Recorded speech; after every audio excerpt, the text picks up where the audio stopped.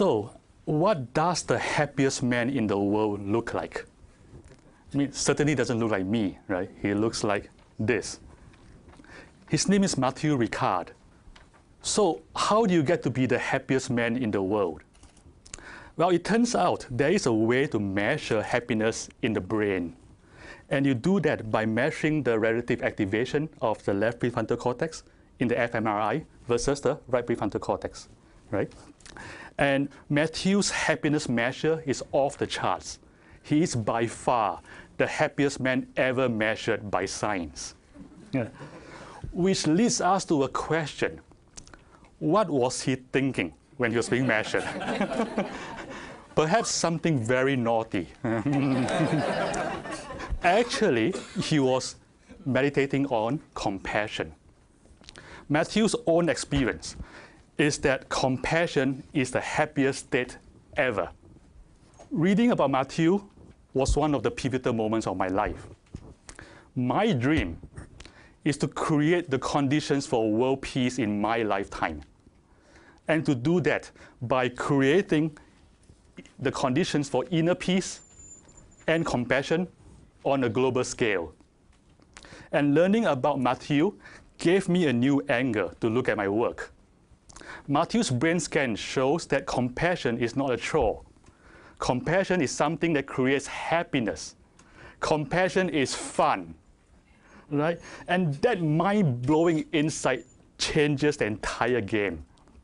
Because if compassion was a chore, like, nobody's going to do it, except maybe the Dalai Lama, or something, right? But if compassion was fun, everybody's going to do it, right? Therefore, to create the conditions for global compassion, all we have to do is to reframe compassion as something that is fun. But fun is not enough. What if compassion is also profitable? Right? What if compassion is also good for business? Then every boss, every manager in the world will want to have compassion, right? Like this. That would create the conditions for world peace. So I started paying attention to what compassion looks like in a business setting. Fortunately, I didn't have to look very far, because what I was looking for was right in front of my eyes, right in Google, my company. I know there are other compassionate companies in the world, but Google is sort of the place I'm familiar with because I've been there for 10 years. So I'll use Google as the case study. Google is a company born of idealism. It's a company that thrives on idealism. And maybe because of that, compassion is organic and widespread company-wide. In Google, expressions of corporate compassion almost always follow the same pattern. It's sort of a funny pattern. It starts with a small group of Googlers taking the initiative to do something. And they don't usually ask for permission. They just go ahead and do it. And then other Googlers join in. And it just gets bigger and bigger. And sometimes it gets big enough to become official. So, in other words, it almost always starts from bottom up. And let me give you some examples. The first example is the largest annual community event where Googlers from around the world donate their labor to their local communities was initiated and organized by 3 employees before it became official, because it just became too big. Another example, 3 Googlers, a chef, an engineer, and most funny, a massage therapist. 3 of them, they learned about a region in India where 200,000 people live without a single medical facility. So what do? They just go ahead and started a fundraiser. And they raised enough money to build this hospital, the first hospital of its kind for 200,000 people. During the Haiti earthquake, a number of engineers and product managers spontaneously came together and they stay up overnight to build a tool to allow earthquake victims to find their loved ones. And expressions of compassion is also found in our international offices.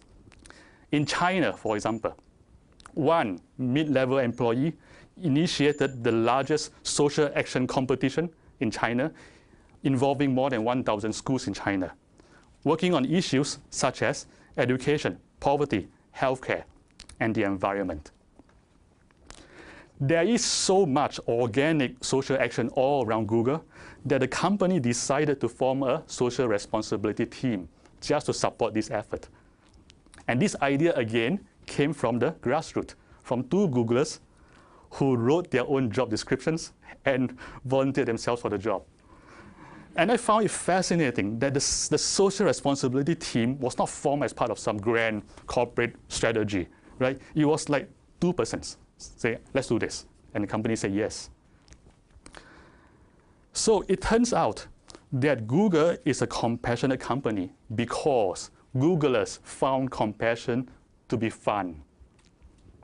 But again, fun is not enough. There are also real business benefits. So what are they? The first benefit of compassion is that it creates highly effective business leaders. What does that mean? There are three components of compassion. There is the affective component, which is I feel for you. There is the cognitive component, which is I understand you. And there is a motivational component, which is I want to help you. So what has this got to do with business leadership? According to a very comprehensive study led by Jim Collins and documented in the book Good to Great, it takes a very special kind of leader to bring a company from goodness to greatness. And he calls them level 5 leaders. These are leaders who, in addition to being highly capable, possess two important qualities, and they are humility and ambition. These are leaders who are highly ambitious for the greater good. And because they're ambitious for greater good, they feel no need to inflate their own egos. And they, according to the research, make the best business leaders.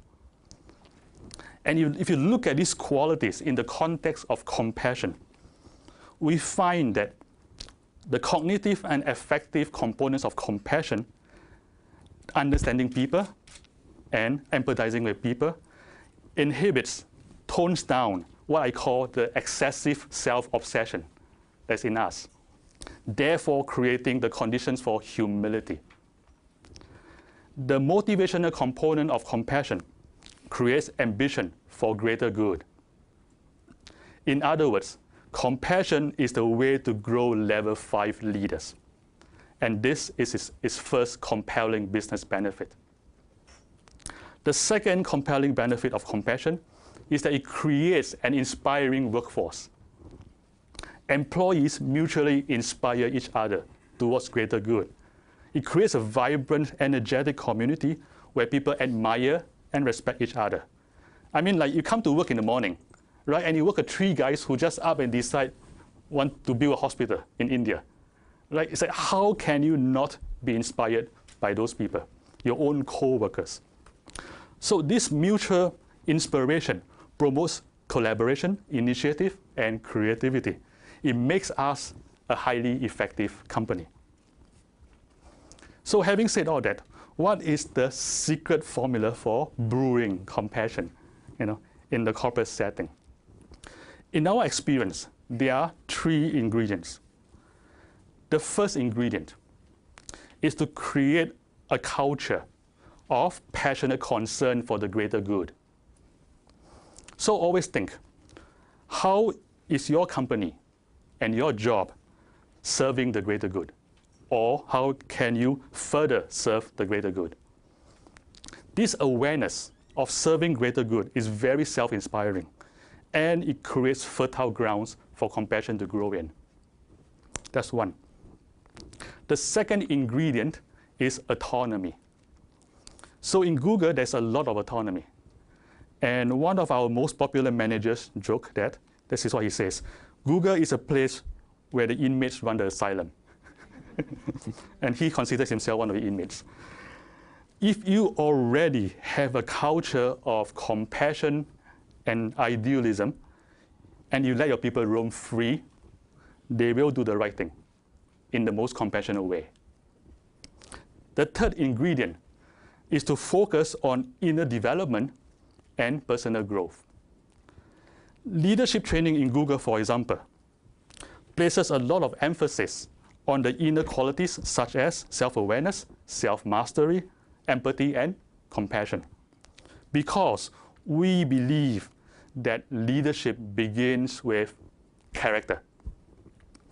We even created a 7-week curriculum on emotional intelligence, which we jokingly call Search Inside Yourself. Yeah, it is less naughty than it sounds. So I'm an engineer by training, right? But I'm one of the creators and instructors of this course, which I find kind of funny, right? Because this is a company that trusts an engineer to teach emotional intelligence. It's like, what a company. So search inside yourself. How does it work? It works in 3 steps. The first step is attention training. Attention is the basis of all higher cognitive and emotional abilities. Therefore, any curriculum for training emotional intelligence has to begin with attention training.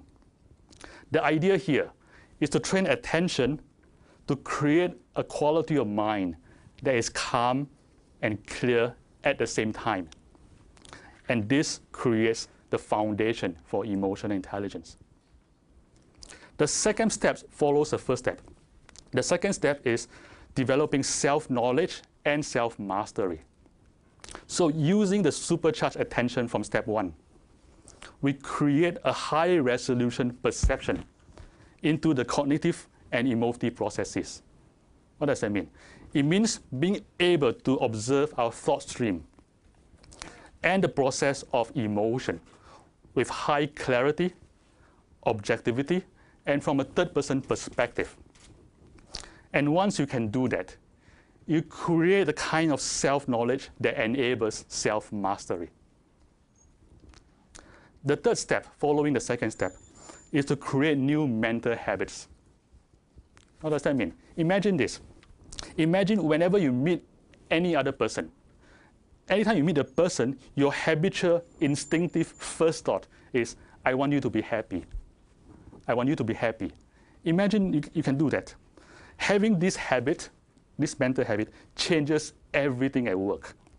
Because this goodwill is unconsciously picked up by other people. And it creates trust. And trust creates a lot of good working relationships. And this also creates the conditions for compassion in the workplace. Someday, we hope to open source Search Inside Yourself, so that everybody in the corporate world will at least be able to use it as a reference. And in closing, I want to end the same place I started, with happiness. I want to quote this guy, the guy in robes, not the other guy, the Dalai Lama, who said, if you want others to be happy, practice compassion. If you want to be happy, practice compassion. I found this to be true both on the individual level and at the corporate level. And I hope that compassion will be both fun and profitable for you too. Thank you.